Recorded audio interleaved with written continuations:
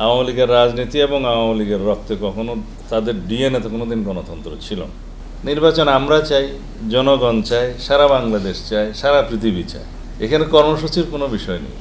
যাদের সাথে জোট হবে তাদের সাথে আলাপ আলোচনা এখন চলমান।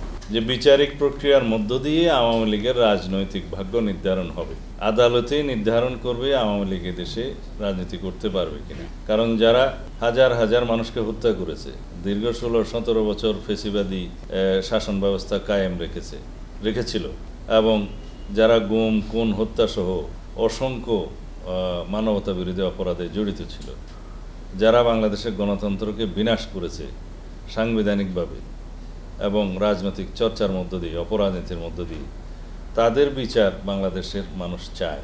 গণ অভ্যুত্থানের একটি বার্তা হচ্ছে এই গণহত্যাকারীদের বিচার হতেই হবে।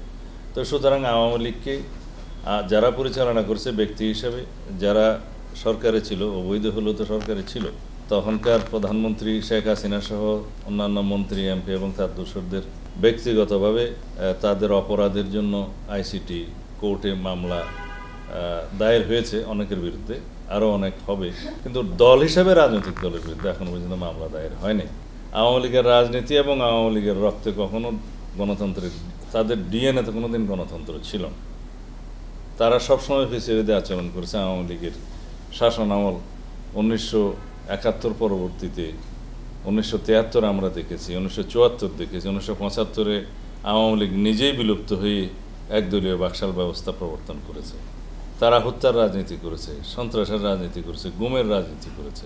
বিএনপি একটি বৃহৎ গণতান্ত্রিক উদারনৈতিক রাজনৈতিক দল। আমাদের প্রত্যেকটি আসনে একাধিক প্রার্থী আছে, যোগ্য প্রার্থী আছে, শুধু 2 জন নয়, অনেক আসনে আমাদের 5-7 জন 10 জন পর্যন্ত যোগ্য প্রার্থী আছে। নির্বাচন কেন্দ্রিক কর্মসূচি তো না, জনসংযোগ হতে পারে।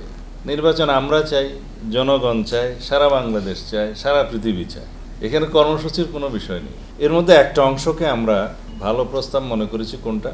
হ্যাঁ, জুলাই জাতীয় সনদের প্রস্তাব বা জুলাই জাতীয় সনদ এর পক্ষে জনগণ আছে কিনা, চায় কিনা এই সংস্কার, সেটা হ্যাঁ অথবা না নেওয়া হতে পারে আলাদা ব্যালটে নির্বাচনের দিনে। কি দিনে? সেটা আমাদের পক্ষে যুক্তি হচ্ছে, নির্বাচনে নির্বাচিত হবে এমপিরা, তারা জাতীয় সংসদে যাবে, আইন কানুন পাশ করবে, সংবিধান পরিবর্তন করবে। তবে গণভোটের মধ্য দিয়ে যদি জুলাই জাতীয় সনদের পক্ষে জনগণ মত দেয়, তখন সেটা বাধ্যতামূলক হবে যে এই সনদে যা কিছু আছে সমস্ত এমপিরা বাধ্যতামূলকভাবে সেটা বাস্তবায়ন করবে। অনেকে অনেক প্রশ্ন তুলতে পারেন যে ইতিমধ্যে কনস্টিটিউশনের কিছু কিছু প্রভিশন ভায়োলেট হয়েছে, হতে পারে, কিন্তু সেই ভায়োলেশনটাকে লেজিটিমেসি দেওয়ার জন্যই তো সুপ্রিম কোর্টের কাছে যাওয়া হয়েছে 106 ধারা অনুসারে, অনুচ্ছেদ অনুসারে। যখন অবৈধ প্রধানমন্ত্রী পালিয়ে গেলেন, সরকার ছিল না, সরকার প্রতিষ্ঠা করতে হয়েছে, সুতরাং সেই বিধানটার জন্যই তো 106 আছে। সুপ্রিম কোর্ট কি বলে দিয়েছে, তার মধ্য দিয়ে যদি 2-1টা আর্টিকেলের কোনো ক্লজ যদি ভায়োলেশন হয়, সেটা তো ওইখানেই কভার করা আছে অনুমতির মধ্যে। এখন যদি বলা হয় যে এখনই তো সংবিধান মানা হয়নি, আপনি সংবিধান করছেন কেন? আমি সংবিধান করছি এই কারণেই, যারা বলছে জাস্টিস শাহাবুদ্দিন আহমদকে নিয়োগের সময় তো বিধান ছিল না বলেই ঐক্যমত্য হয়েছে, পরে সবাই সেটা ফুলফিল করেছে, কিন্তু সেই রকম পজিশন তো এখন নেই।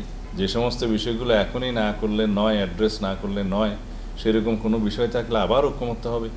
যাদের সাথে জোট হবে তাদের সাথে আলাপ আলোচনা এখন চলমান। জামাত ইসলাম হয়তো 250 সিটও ছাড়তে পারে, সেটা তাদের বিবেচনা, কিন্তু আমরা কত সিট ছাড়তে পারবো সেটা আমাদের বিবেচনা।